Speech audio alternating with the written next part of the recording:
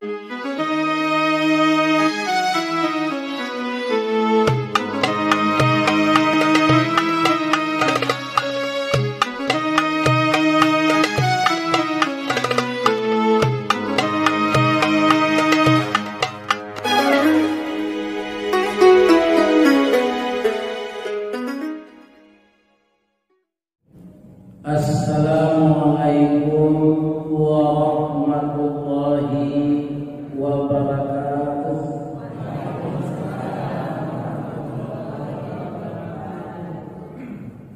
A'udzu billahi minasy syaithanir rajim. Bismillahirrahmanirrahim.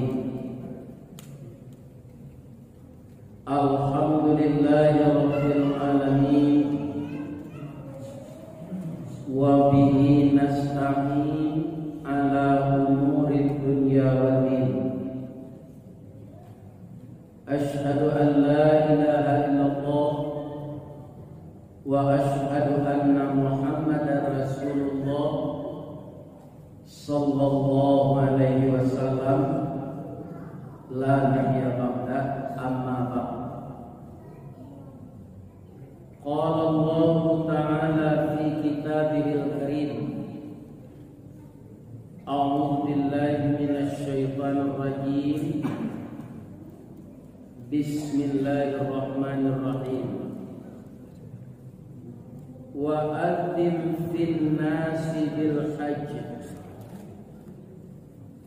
ya'tuka rijalan wa ala kulli dhamirin ya'tina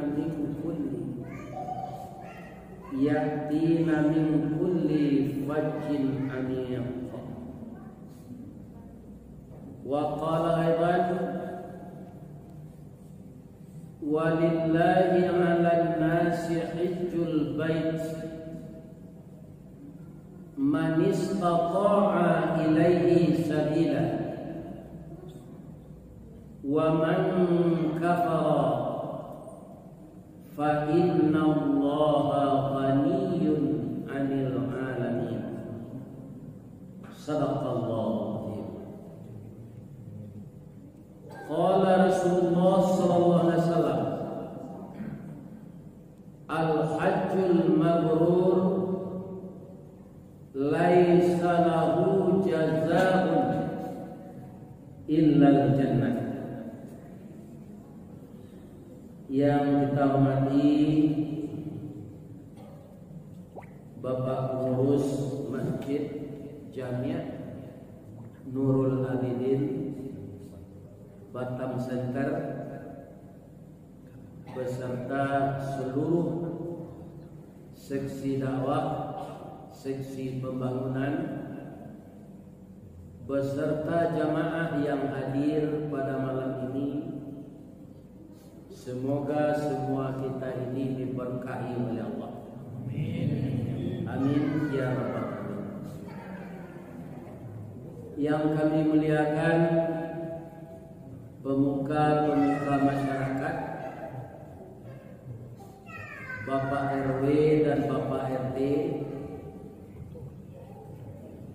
yang didahulukan selangkah, yang ditinggikan seranting. Dari kita semua yang mana kita membutuhkan pemimpin dan pemimpin membutuhkan kita. Mudah-mudahan yang memimpin dan yang dipimpin selalu harmonis,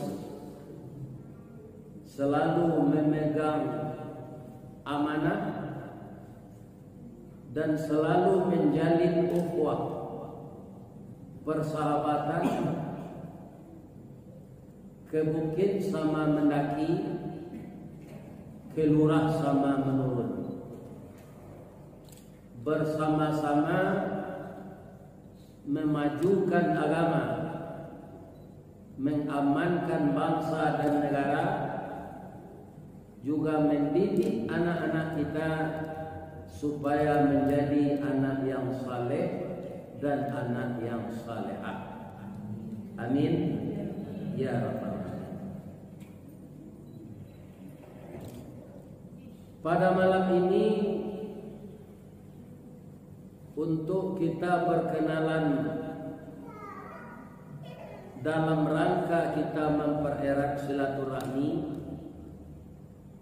kita bacakan ayat Allah yang mana ayat ini kalau diamalkan oleh umat Islam akan berkenalanlah seluruh umat Islam itu seluruh dunia pada saat mereka mengamalkan perintah Allah dalam ayat ini. Sekarang kita berada di bulan Zulqa'dah dan telah mulai diberangkatkan ibadah yang akan umat yang akan melaksanakan ibadah haji. Disebut jamaah itu jamaah calon haji. Kadang-kadang kita terbalik calon jamaah haji. Yang tepatnya yang mana? Jamaah calon haji. Artinya yang belum pernah haji. Jadi calonnya mana?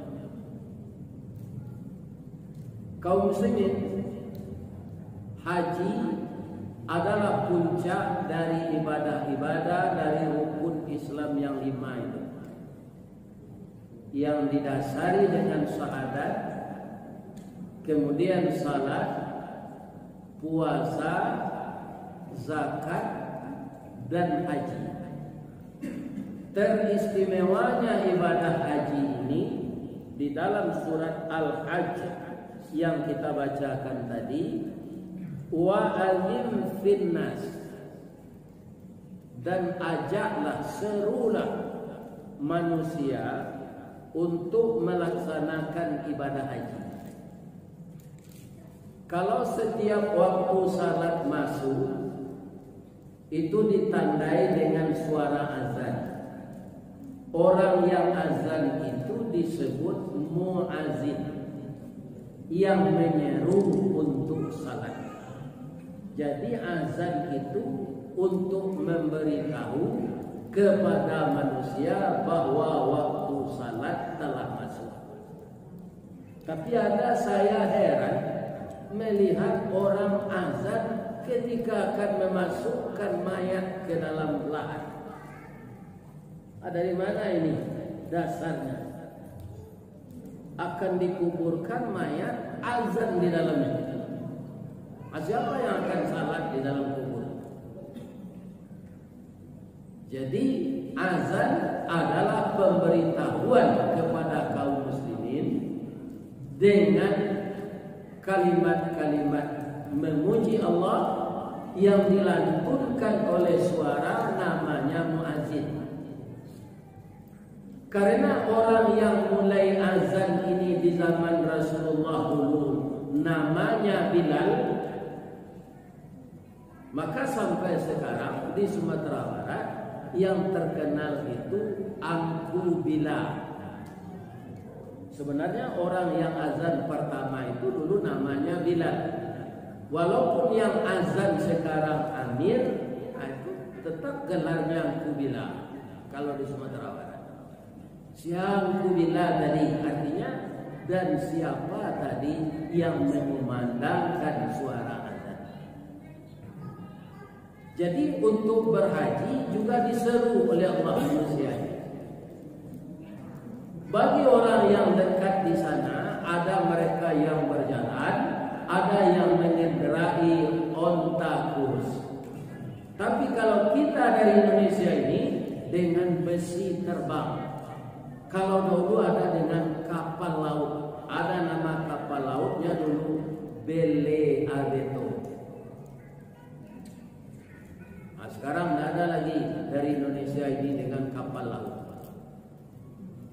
Kaum muslimin yang perlu dipahami tentang haji ini, di dalam surat Al-Baqarah ayat 96, bahwa haji itu merupakan kewajiban bagi manusia, hak Allah, yang mana dia orangnya yang pergi ke sana itu, man istata'a ilaihi sabila. Begitu kata ayat. Orang yang sanggup berjalan kepadanya. Disebab dulu di zaman Nabi orang berjalan saja, maka di sana Al-Quran memberitahu berjalan.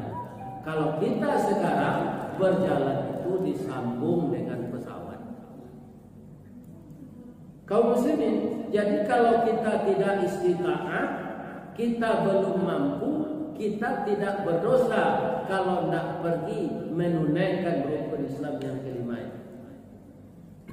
Beberapa tahun yang lalu kita semuanya khilaf. Ulama khilaf, orang kamena khilaf, mubalik khilaf.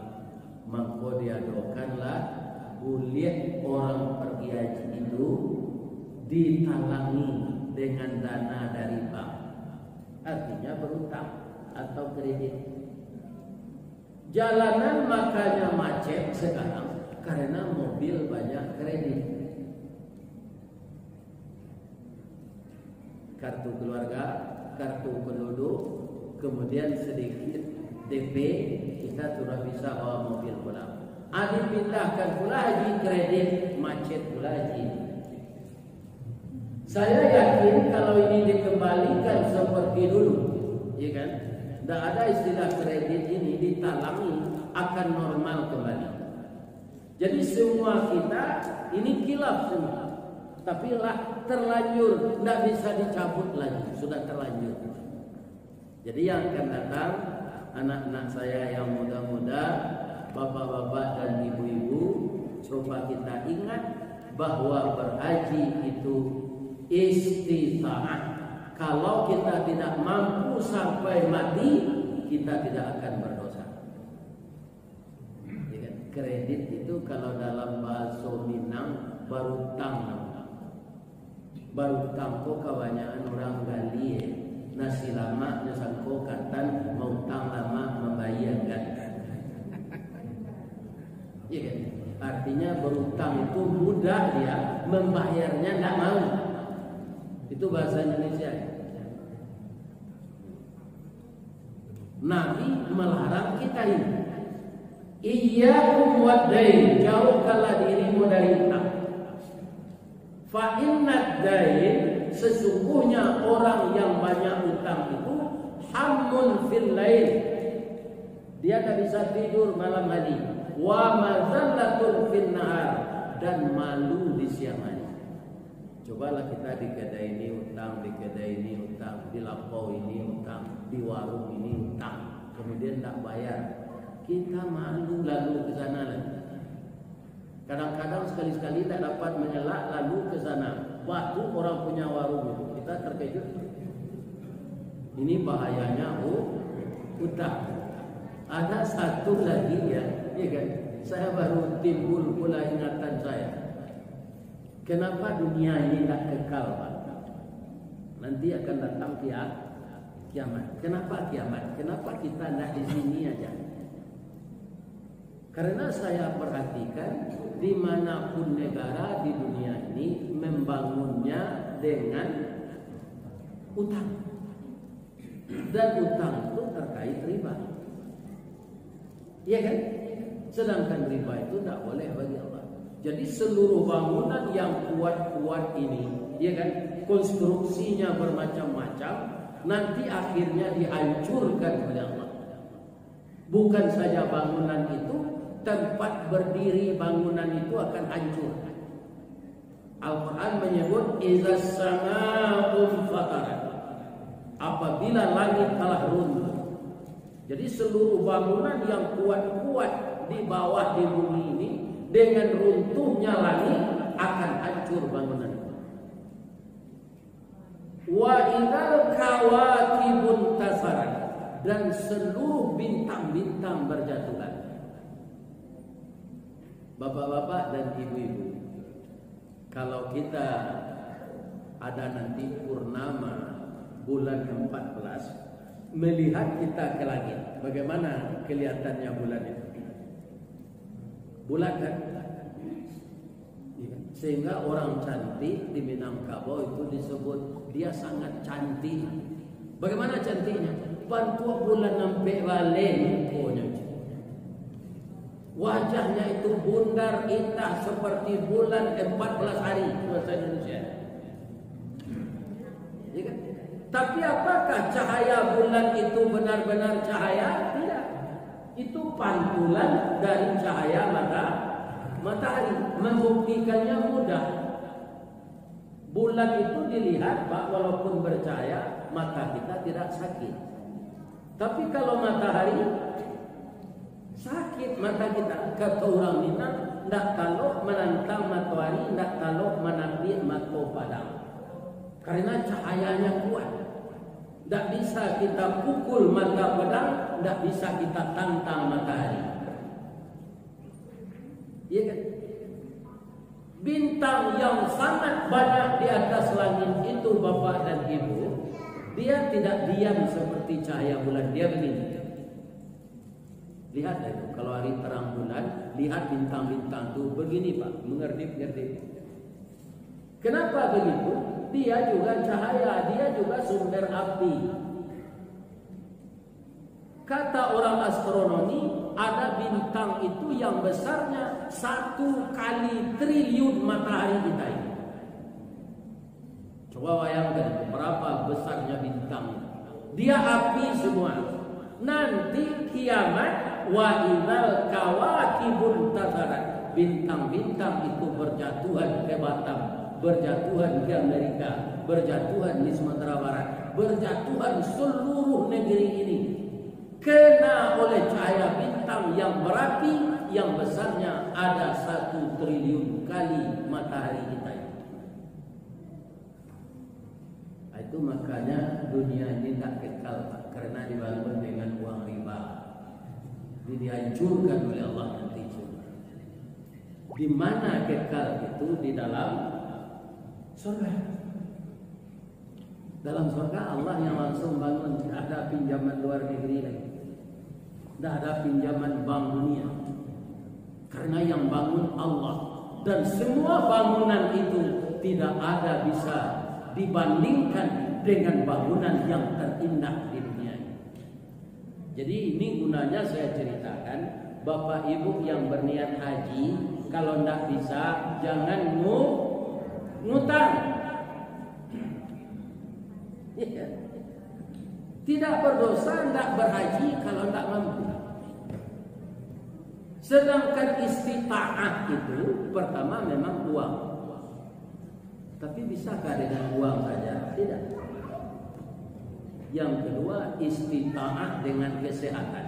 Itu makanya begitu kita mendaftar haji, kita disuruh periksa kesehatan ke puskesmas terdekat di mana kita tinggal. Ya kan? Jadi setelah periksa itu, tahulah apa penyakit kita. Sebab banyak orang pergi haji ini, Pak, umurnya sudah lanjut. Kenapa? Ketika muda dia nggak bisa berhaji karena uangnya habis semua, dari anak SD sampai SMP, sampai SMA, sampai perguruan tinggi, S1, S2, S3, nggak ada uangnya. Memikirkan pendidikan anak supaya lanjut terus. Kemudian anaknya ini dapat pekerjaan yang gajinya gede, besar. Dah lama dia bekerja, uang terkumpul. Maka disuruh ayah dan ibunya pergi haji, didaftarkan. Itu maka banyak ibadah haji ini dilakukan oleh orang tua. Namanya haji kosasi, haji atas ongkos dikasih. Yang mengasih siapa? Anaknya. Kalau diminang anak kan uang sibiran pulang buah hati limpo batuang tali niat labor cinto balahan nyawa badan diri. Anak itu adalah bahagian dari tubuh. Darahnya, tulangnya, dagingnya itu serpihan dari tulang ibu dan ayah. Makanya anak tidak ada mantan anak, yang ada mantan istri. Apakah boleh itu? Boleh. Yang memberi dana anaknya. Yang tidak boleh dibawa itu uang judi. Jadi kalau ada kita bandar judi menang, jangan dibawa haji.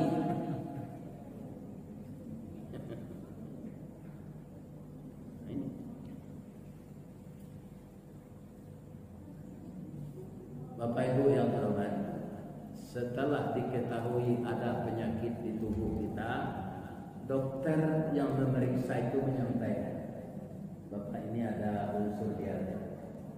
Ya jangan makan itu ya. Supaya apa? Supaya nanti periksa kesehatan yang kedua atau disuntik meningitis, penyakit kita itu tidak bertambah. Maka yang telah periksa di puskesmas, kalau kita penyakit rematik, saraf terjepit, asam urat, jangan dimakan juga pakis. Berhenti dulu walaupun itu enak.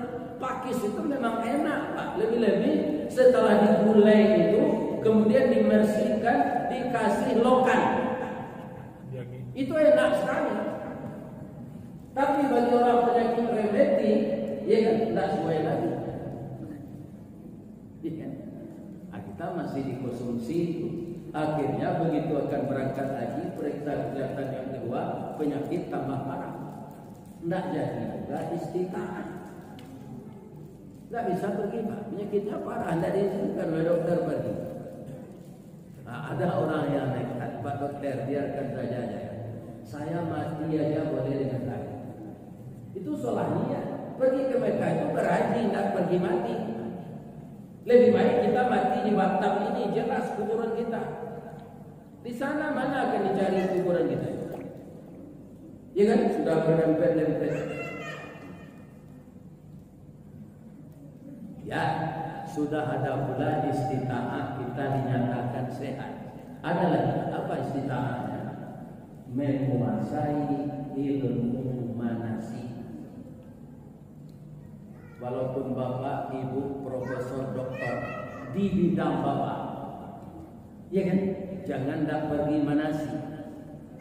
Nanti tidak akan bisa beribadah di sana. Pergi manasik haji. Kalau tahun ini jamaah yang pergi, ini adalah jamaah terlama manasiknya. Berapa? 3 tahun. 3 tahun manasik. Bayarnya hanya 1 kali. Tidak 3 kali. 3 tahun manasik. Sudah sempurna ilmu manasik jamaah yang berangkat tahun ini. Nah, cuma yang dapat cobaan yang berumur 65 tahun ke atas. Ini cobaan tahun ini. Tahun depan belum tahu. Kenapa? Dikhawatirkan masih ada virus yang rentan banyak terserang virus itu nanti. Kalau dibiarkan pergi tahun ini, yang tua-tua itu pendapat orang kesehatan.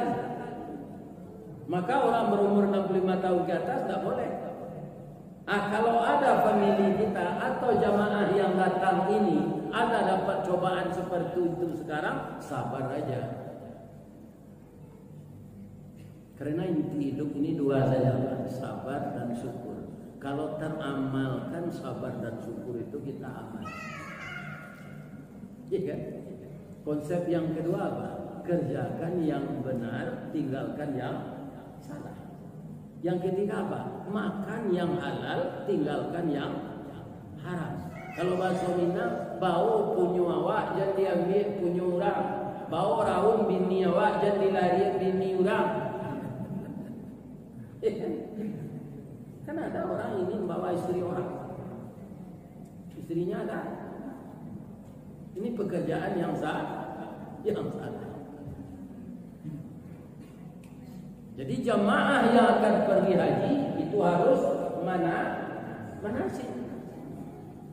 Jangan tak manasik. Nah, sudah itu masih ada lagi syaratnya. Ada. Negeri yang kita tuju itu aman. Dulu tahun berapa itu? Saya masih muda. Makkah itu di musim haji diserang oleh Syiah dari Iran. Ya kan? Itu tak jadi orang berhaji tahun itu karena tidak aman. Ya kan? Di rumah tangga saja tidak aman kita. Ya kan? Berbahaya. apalagi pergi ke negeri orang, orang sedang berantem perang di sana. Iya kan? Tapi kalau masalah istita'ah dengan uang itu bukan orang kaya saja, Pak. Istita'ah dengan uang untuk ongkos haji itu bukan orang kaya saja. Contohnya siapa? Saya contohkan diri saya saja.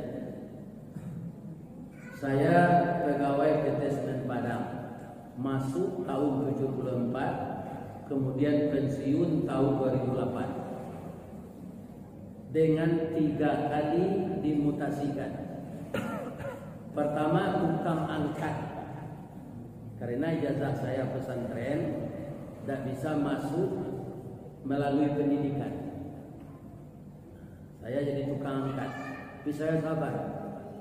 Akhirnya tahun 77 saya diangkat jadi karyawan yang paling rendah.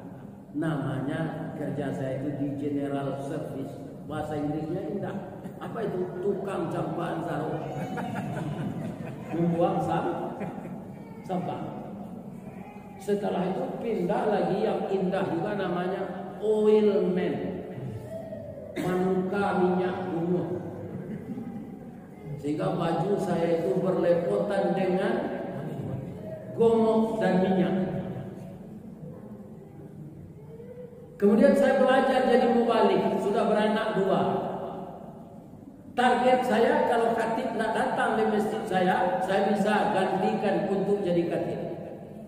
Tapi Allah nyatakan tidak begitu, sehingga di ujung usia saya ini saya sampai ke sini. Kecil orang Minang lah di ujung lo tabu tu mengkomani. Kenapa? Karena adanya YouTube. Kalau di Sumbar saya sudah mubalik senior, Pak. Mungkin bapak-bapak ini belum lagi masih TK, saya sudah jadi mubalik. Umur saya sudah 70 tahun. Ternyata kata Allah, saya jadi mubalik benar. Bukan untuk ban serap saja. Itu ketentuan Allah. Kemudian tahun 90, karena saya ada ilmu yang seperti ini, dipindahkanlah ke Rohis. Bironya namanya Biro Personalia. Bertemulah saya di sana dengan ulama besar yang sekolah dulu di Kuliatul Muballighin Padang Panjang. Beliau itu tentara, nama beliau Haji Sayyidi Katam. Sekantor saya dengan beliau. Kemudian ditambah ilmu saya oleh beliau. 2 tahun saya di sana, beliau tanya, Ustawadi, ya Buya, kamu ada tak niat haji? Ada Buya. Apa tandanya? Kalau kamu niat haji itu tandanya apa? Ya, saya berpikir. Ternyata yang beliau tanya itu, apakah kamu ada menabung? Tidak boleh niat saja, harus nabung. Saya udah nabung tak? Baru 700.000. Saat itu pergi haji 6.900.000. Besok saya bawa buku tabungan. Ini tandanya saya ada niat haji, Bu ya. Bahasa Minangnya aku yo. Ini benar kamu ini. Bagi bapak yang tidak ngerti bahasa Minang, koyogo. Itu kan bahasa Indonesianya apa? Ini benar. 2 bulan setelah itu saya dipanggil oleh eselon 1. Buya, kita akan tes karyawan teladan. Banyaknya 418 orang. Setiap unit itu ada yang 10 orang, ada yang 12. Di kantor ini karena jumlah kita sedikit, kita dapat 1 orang aja. Kami sepakat semuanya, ya kan, Pak Ustadz lah yang akan pergi tes. Terkesiap saya, gitu. Karena saya tahu kalau saya lulus, hadiahnya pergi haji, dibiayai oleh perusahaan. Kemana saya pergi dulu? Saya pulang kampung. Mohon doa restu kepada ibu yang melahirkan saya. Assalamualaikum, waalaikumsalam. pulang maaf. Kenapa kamu pulang sekarang? Biasanya setelah gajian. Iya. Itu kata ibu saya. Saya naik sudah makan, ya kan? Apa katanya? Saya bilang, "Mak, doain saya ya, Mak. Setiap hari kamu saya doakan. Kenapa kamu minta doa? Ini spesial, Mak. Hari Kamis besok saya disuruh tes karyawan teladan. Kalau saya lulus, itu haji biayanya dari Semen Padang."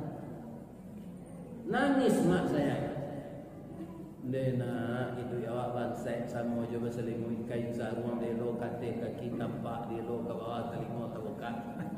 Bahasa Indonesianya miskin. Kau botarana cici tak kau keliangan dapat.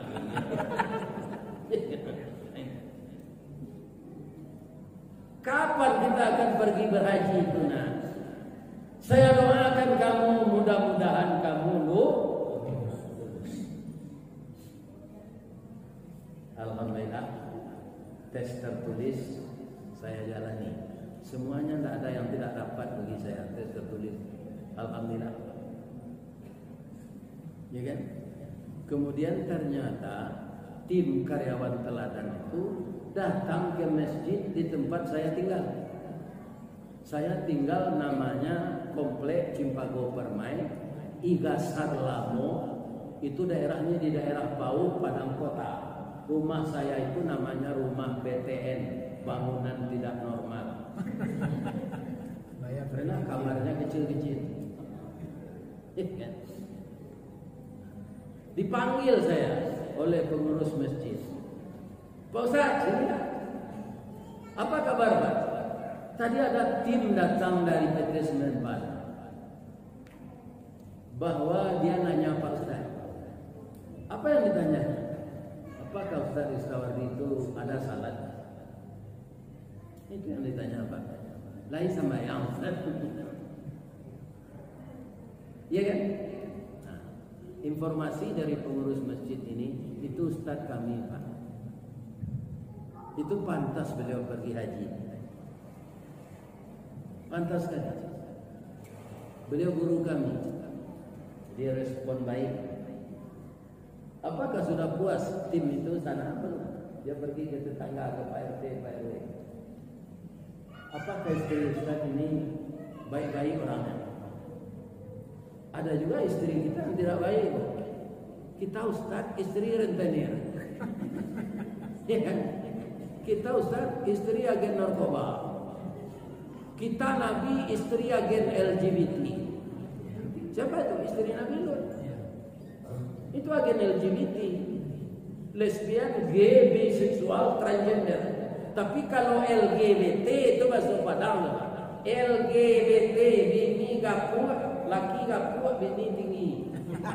LGBT.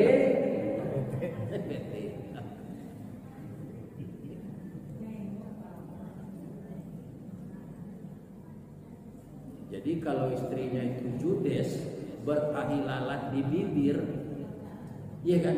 Nah, itu tak jadi suaminya lulus. Ya. Alhamdulillah, itu tak terjadi pada istri saya. Ditolong Allah. Apakah sudah lulus? Saya belum.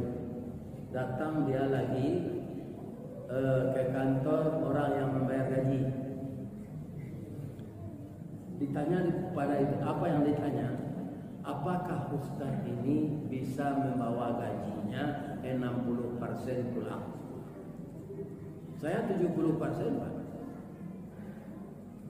Ada juga orang karyawan ini Pak, gaji itu tinggal amplop aja lagi. Ketika menerima amplop itu gini aja.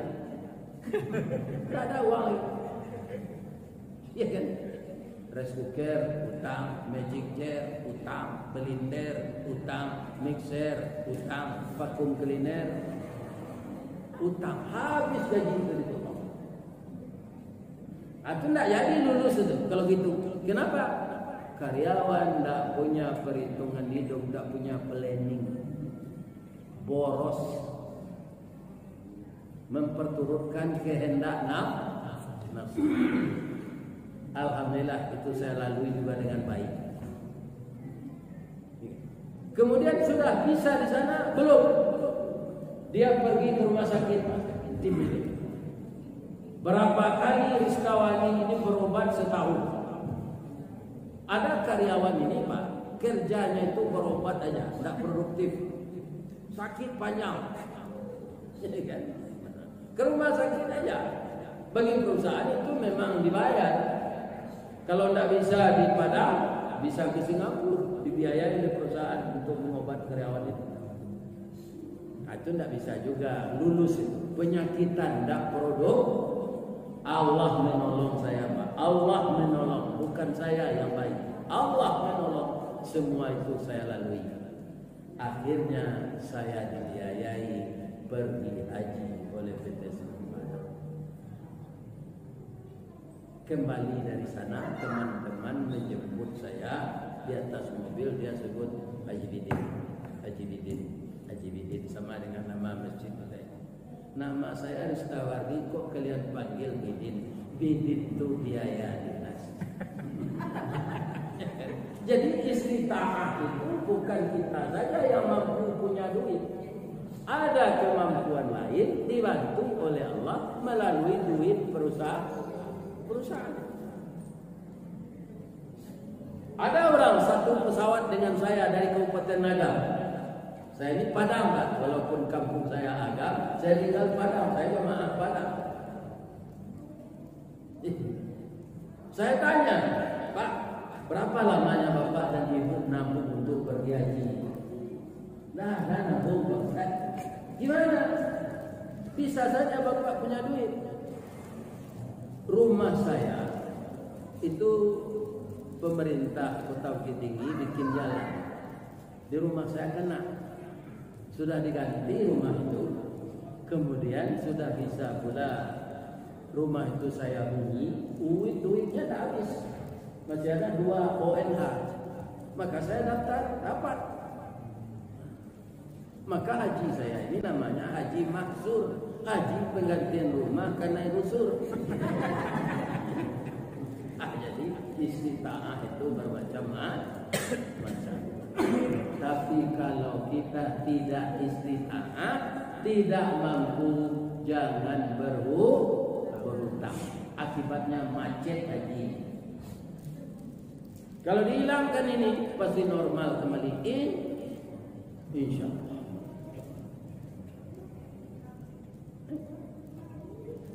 Kaum muslimin, para jemaah yang terhormat, ada lagi yang namanya Yahudi, Pak. Tidak senangnya kepada kita ini kalimat Arabnya lan. Ada 3 kata artinya tidak. Ma ada juga artinya tidak. Ya kan? Lam tidak juga. La tidak juga.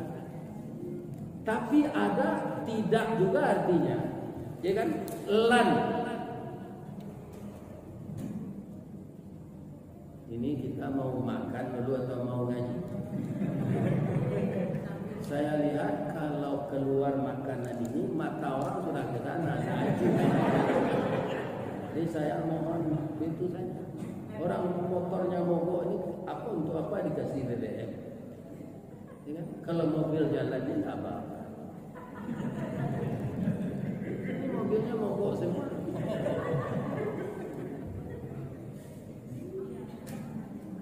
Nanti aja sudah ngaji, tidak panjang-panjang.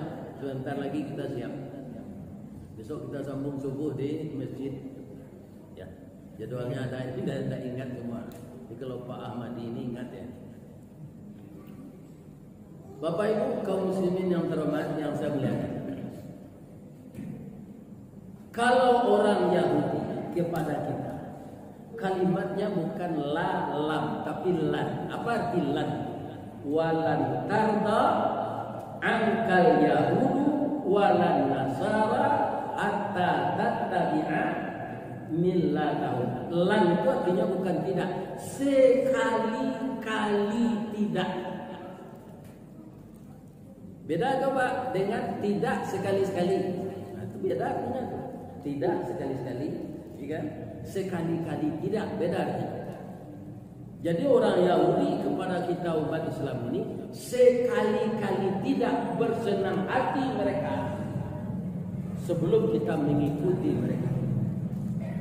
Itulah yang diusahakannya sampai hari kiamat. Walaupun dia tidak akan berhasil 100%, tapi dia tetap berusaha. Karena kalimatnya dalam Quran lan walan tarda, sekali-kali tidak. Nah, salah satu ya kan yang masih saya ingat sampai sekarang, walaupun kejadiannya sudah 2006 ya kan. Saya pergi haji itu sekali lagi 2006. Bapak yang terhormat, apa ketika itu dilaporkan oleh orang Yahudi ini agar umat Islam takut menunaikan ibadah haji, ya kan? Dikatakan oleh orang Yahudi bahwa onta itu menyebar virus Ebola. Onta itu menyebar virus antak. Ingat tak Bapak Ibu kedua virus itu? Ternyata mereka juga berhasil dengan virus COVID. Ya kan? Antar dan Ebola dulu tidak berhasil mereka.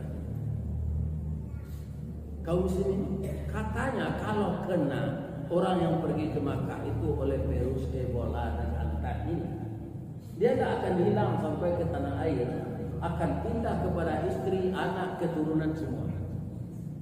Maka dia akan menjadi pandemi yang berbahaya. Itu kata Yahudi yang menyebarkan onta katanya, supaya orang Islam takut menunaikan haji. Nah, sekarang kita lihat, jangan tertipu kita. Al-Quran sudah ada menerangkan. Bapak Ibu lihat nanti, kalau masih ada informasi ini didengar lagi, diperbarui lagi, ya kan? Diulang lagi.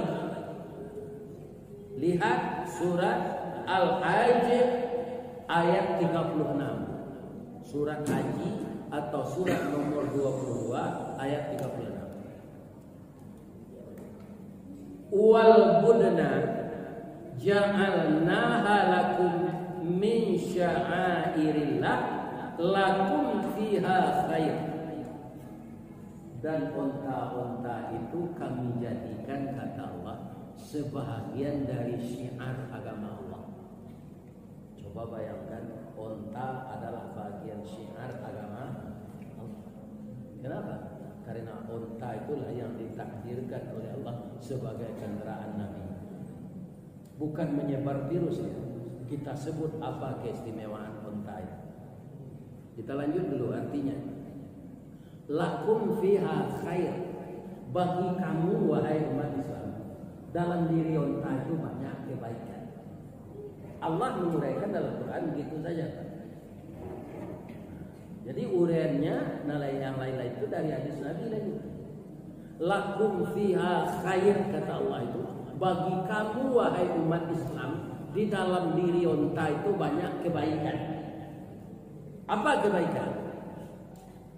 Onta betina apa? Ya kan? Biar dia hamil, biar dia melahirkan, biar onta betina mandul atau tidak dalam keadaan punya bayi, ya kan? Itu susunya terus berair. Beda dengan bini awak. Bini awak ketika beranak ketek susunya berair, nyatanya lagi nyata. Ya kan? Setelah itu tidak ada. Tapi kalau onta berkepanjangan ada air susunya. Karena apa? Dia kendaraan Nabi. Jadi di mana Nabi berhenti, tidak ada makanan lain, beliau minum air susu onta itu. Satu itu. Onta mandul juga air susunya ada. Kemudian dia sekali minum itu ada 2 jam, ada 2,5 jam. Tapi perutnya itu dijadikan oleh Allah, bisa air yang diminumnya 2,5 jam itu bertahan untuk 3 bulan perjalanan. Apa lah minum teh 2 pagi atau minum teh tarik lah.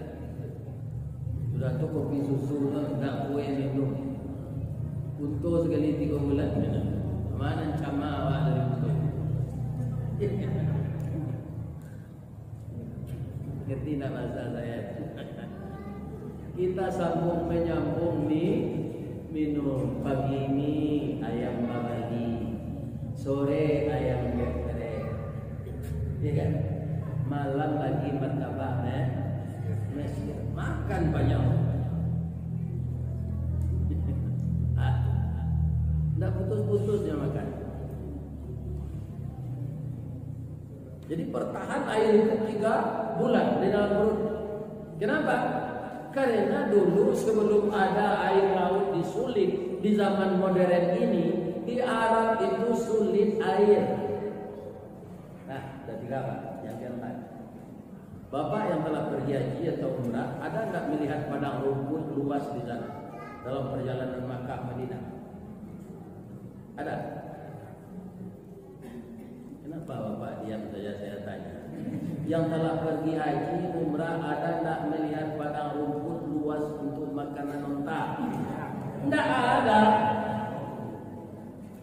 Pasir saja. Kenapa unta itu gemuk?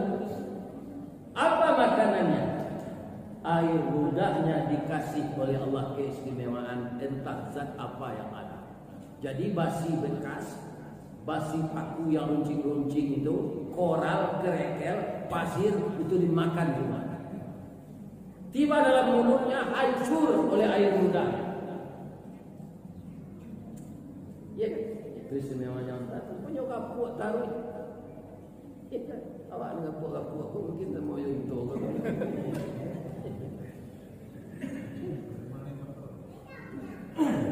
Unta itu hancur seluruh makanan yang ada, yang keras-keras itu di dalam perutnya. Air ludahnya istimewa. Ini yang dimaksud oleh Allah, lakum fiha khair, bagi kamu diri unta itu banyak kebaikan-kebaikan. Sampai di sana saja Pak Ustaz. Unta itu kan tinggi Pak. Kalau kita mau merah susunya, kakinya yang di muka dilipat, langsung saja dia lipat. Kalau kita mau ngambil air susunya, kalau sapi kita disepak, ya kan? Disepak. Kalau enggak, Pak, satu lagi keistimewaan, ya kan? Orang pergi haji itu Pak, kan dianjurkan haji tamattu, tidak haji ifrat. Karena apa? Berpakaian ihram jangan terlalu lama. Larang pantangannya banyak. Karena orang banyak pergi haji ini, haji tamattu, umrah dulu, dia dikenakan sanksi. Ya kan? Dam namanya. Disembelih 1 ekor kambing. Kalau ada bertujuh, itu sudah 1 ekor onta. Ada orang ingin melihat damnya ini, dia ingin melihat dengan matanya, bukan di store ke bank, dia ingin langsung melihat orang menyembelih damnya itu. Dam itu darah Pak. Ya kan? Jadi kalau kita melakukan haji tamattu, kita kena denda 1 ekor kambing. Ya kan? Ada orang bertujuh pergi ke pasar ternak, Pak, kalau sapi kita kan diikat kakinya dulu, bahasa Padangnya dicari, diikat kakinya, dikumpulkan kakinya ke empat-empatnya, baru lehernya dipotong. Kalau unta itu tidak Pak. Buktikanlah nanti, lihat ke sana.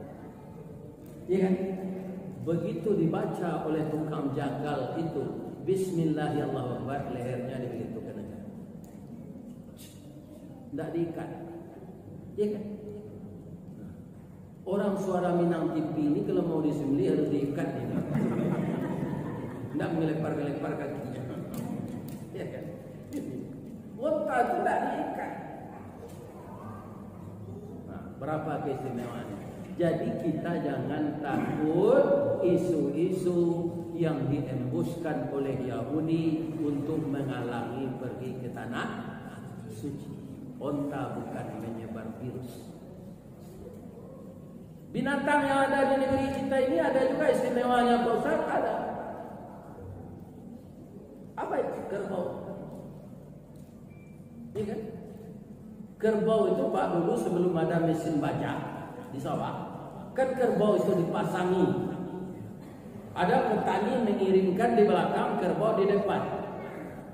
Itu menghela, namanya bajak juga dari kayu. Maka tanah itu dikoreknya. Tanah itu nanti diinjak-injak dengan kaki, kemudian benihnya ditaburkan. Setelah wajar untuk ditanam. Orang membajak itu Pak sudah diberi makan sapi kerbau itu pagi-pagi membajak. Dia bicara dengan sapi itu saja. Kalau sapi itu agak ke kanan jalannya, talinya ditarik yang kiri, luar. Kalau dia ke kiri, ya kan, ditarik lagi dalam. Cek petani. Pas waktu zuhur orang azan, Allahu Akbar, Allahu Akbar. Inilah istimewanya kerbau Pak. Berdiri telinganya. Kemudian bajak itu tidak dia tarik. Bertanya orang petani tadi kepada kerbau sapi itu, kenapa kamu berhenti? Apakah Tuhan tak dengar orang azan? Ada, mau salat? Saya kerbau sapi mana ada salah? Kamu yang saya ingatkan. Lepaskan saya dulu, kasih makan saya. Kamu itu bersihkan diri, berwudu, salat. Sudah itu kamu minum kopi. Nanti selesai minum kopi, perut saya sudah kenyang, tulang saya sudah kuat kembali. Kita membajak lagi menjelang waktu asar. Pertanyaannya, benarkah usulan kerbau ini atau salah? Benar atau salah? Benar. Diingatkan tuannya untuk salat. Tapi apa kata petani ini? Ya kan? Ya, sawah ini tidak berapa lagi siap. Terus saja, saya juga enggak salat. Alaisa mu'zam dadanya macam. Kamu sama saja dengan saya. Tidak salah. Jadi orang yang tidak salat, tidak mau salat ketika orang azan, dia Islam, itu sama dengan apa? Mudah-mudahan kita terhindar dari itu. Amin. Saya doakan jamaah Masjid Jami' Nurul Abidin ini yang belum pergi haji diberi kesempatan masa-masa yang datang. Yang telah haji jadi motivator lah kita untuk meramaikan masjid. Ada juga orang pulang dari haji ini tidak mau ke masjid lagi. Ditanya, kenapa Bapak tak ke masjid lagi? Saya berapa 9 hari di Medina itu 1 kali salat sama dengan 1000 kali salat di sini. Untuk apa saya lagi salat di masjid ini? Ya. Kalau saya salat di Masjidil Haram itu 100.000 kali. Untuk apa saya ke Nurul Abidin lagi? Saya sudah puas di sana. Jangan begitu. Bertambah rajin kita di kampung kita ke masjid untuk melaksanakan salat Nah, itulah ceramah kita malam ini Bapak-bapak untuk permulaan. Mudah-mudahan saya orang tua ini selalu sehat dan dapat memenuhi kehendak jamaah selama di Batam. Subhanaka Allahumma rabbana wa bihamdika Allahumma ighfirli. Asyhadu an la ilaha illa anta astaghfiruka